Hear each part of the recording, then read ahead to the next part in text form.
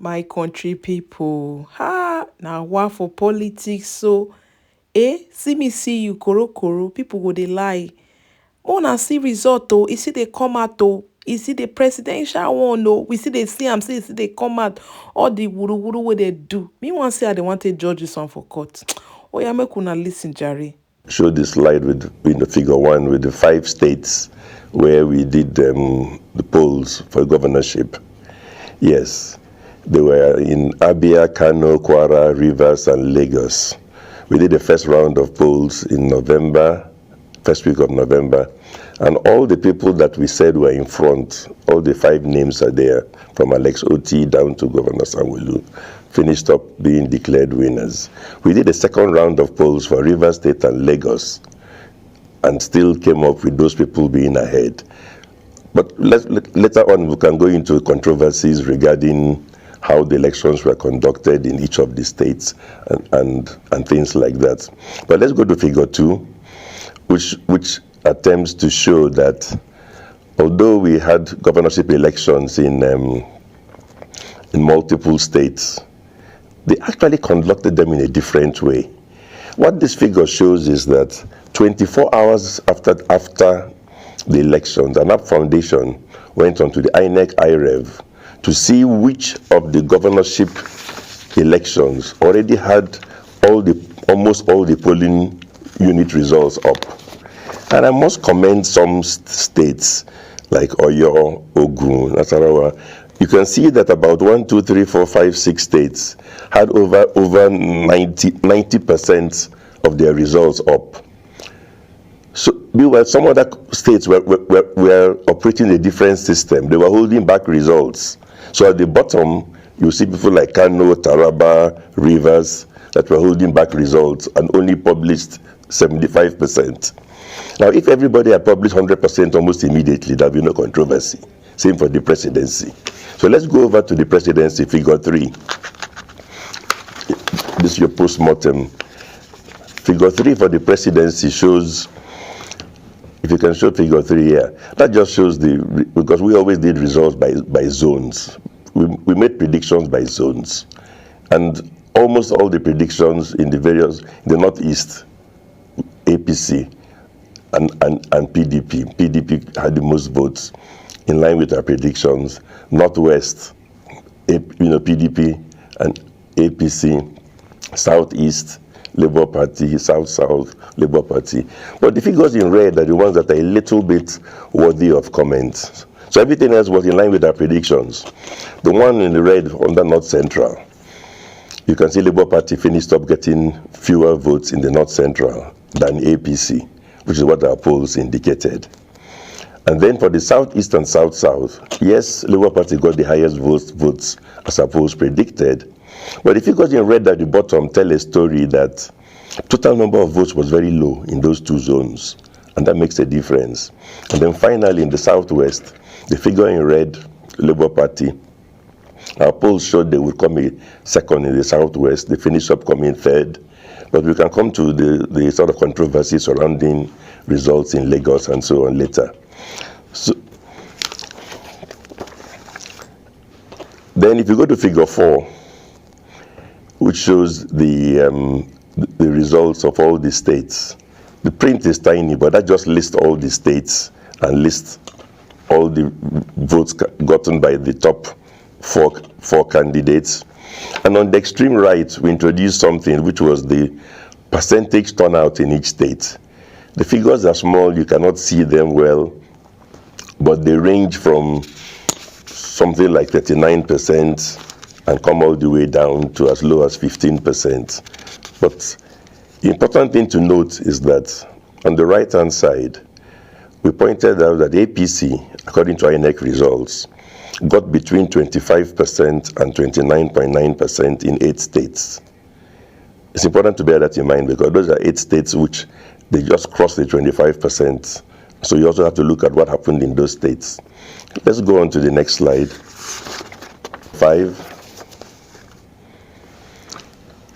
Yeah. You see, when I talked about voter turnout earlier, this chart was prepared by IAGA, who are an NGO monitoring the elections. You can see that on the morning of the elections, they are showing the percentage of showing how much INEC was ready, had arrived in each geopolitical zone. You can see that the averages are very different. 40% INEC was ready in the northeast, then 37% in the northwest, all the way down to the southeast, only 7%. So it was not a uniform pattern of arrival nationwide. Southeast was lagging behind with no materials. Also lagging behind was south-south. It's only 15%. Let's go to the next slide, figure 6.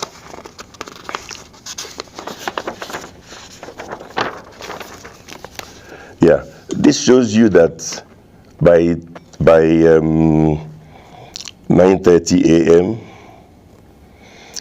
the average nationwide was that INEC was ready in 44% of the polling units, but that's a national average.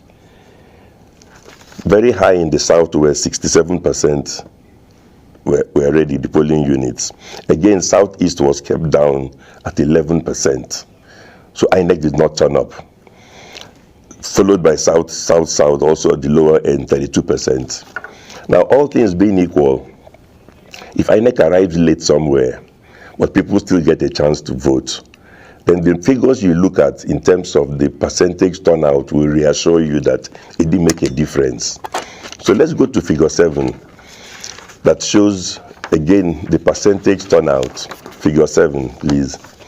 The figures are small, but on the extreme right, this time we've arranged the states based on the percentage turnout, with the highest on top, Jigawa, 39% got to vote, followed by Plateau, 39.01 got to vote. If you come all the way to the bottom, sorry, but I'm from Rivers State, we were the worst. At the very last, Rivers State, only 14.8% got to vote.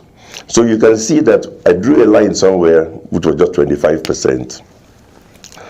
And you can see that all the states from the southeast and south-south were below that 25% line. So therefore, it looks as if the late commencement by INEC impacted the turnout. Well, actually, it's very interesting. Our presidential system is different from the American ones. We copied their system, but we didn't copy it 100%. In America, they have electoral colleges. So in California, they only have so many seats. You have so many in New York. Even if you have a low turnout, high turnout, the impact overall nationwide does not change. In Nigeria, we are counting total number of votes. So when people start voting early in some zones, and they are racking in more and more votes, and we know that the 4 top candidates are from 4 different geopolitical zones. You saw from that chart that some of them were lucky in their home zone. INEC had turned up over 60%. The other person in his own home zone, INEC did not show. So the result is that the total number of votes in those zones where INEC turned up late finished up being much lower. And that's why you see states from those zones at the bottom. And like I said earlier, the worst of all being Rivers State.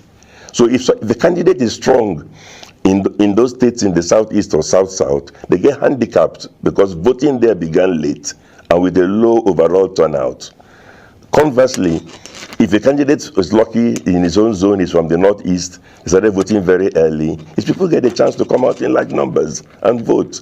I'm just reading the data released by an NGO on the impact of voter turnout, and then looking eventually at when did INEC start, and you can see the correlation. Where INEC began early, there was a higher voter turnout. When INEC began very late, people waited in the sun. Sometimes beavers failed, all manners of stories. Some were even told you vote the following day, and the later on they said, no, sorry, it's too late, it's over. So it impacts on the overall election, because different candidates are strong in different zones.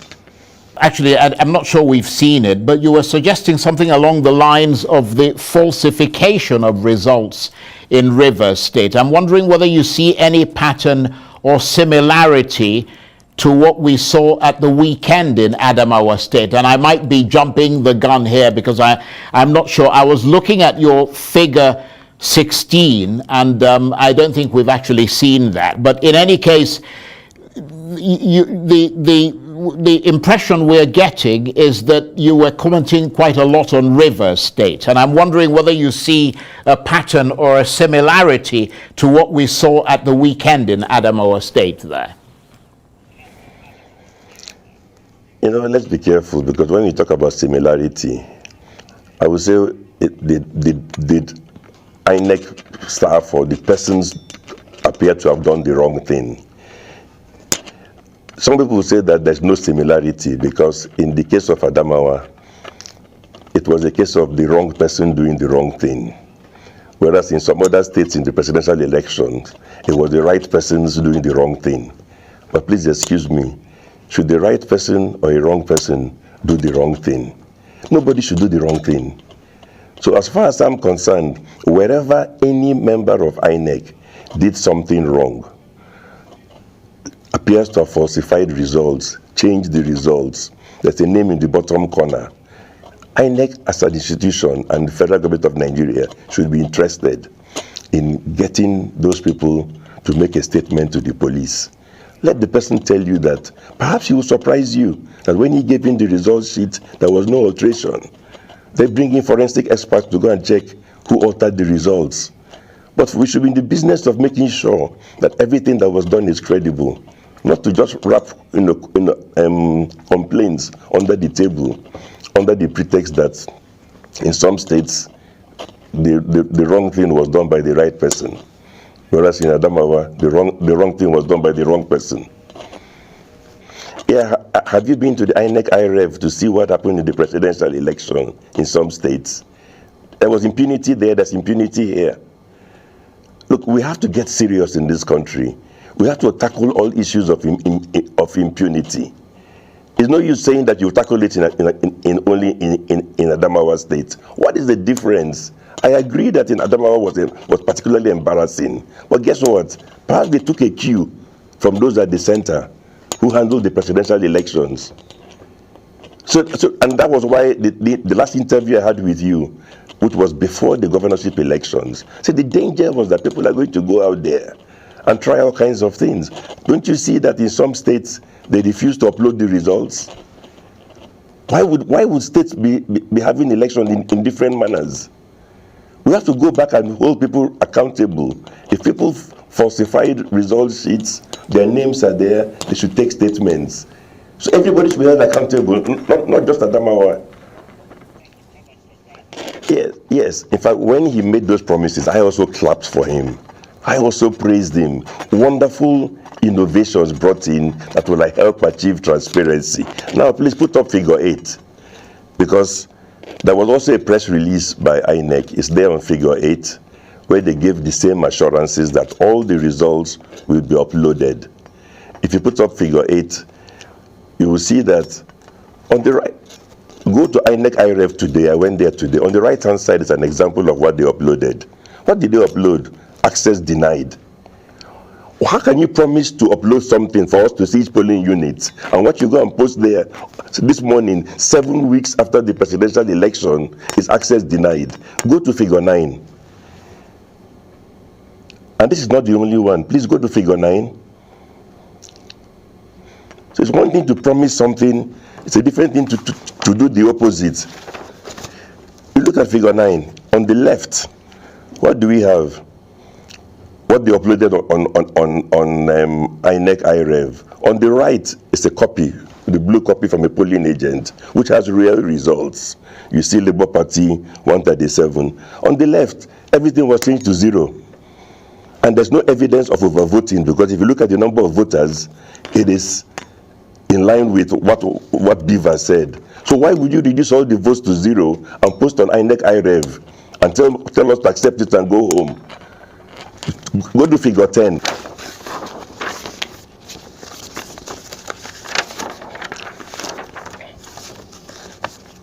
Again, you look at the polling result that should be showing in Lagos, Osaka, London. On the right is the results. You can see Labour Party 371 votes. You can see APC, all that. On the left, you see access denied. Why are you hiding these things from us? This is 7 weeks after. You said at the beginning there was a glitch. Is there still a glitch? And you still cannot post this result on Inec IREV. Go to figure 11. I can flood this place with examples. Go to figure 11. Look at figure 11 on the right hand side. If you don't believe me, I'll give you the polling unit number. Go there yourself. In Yobe 35 13 06 010. Look at the right hand side. What somebody posted on Inec IREV. That is an exam result sheet for algebra or maths or something. They just posted nonsense here and there. So instead of giving us 176,000 result sheets, they have thousands of rubbish posted up there. 7 weeks after a presidential election. Let's go to figure 12. You will find that all these polling units I'm giving you on figure 12, all those numbers, there's no result there. Given all these things that you're putting out, what are you calling for the courts to do? You know, the beauty of it is that these are important innovations, BVAS, Inec, IREV. And what they do is that they give us a huge body of evidence that we never had before. So before, the courts did not have this amount of evidence, nor did we. This time the evidence is there. Inec has the result sheets. They should post them on Inec IREV, so everybody can see them.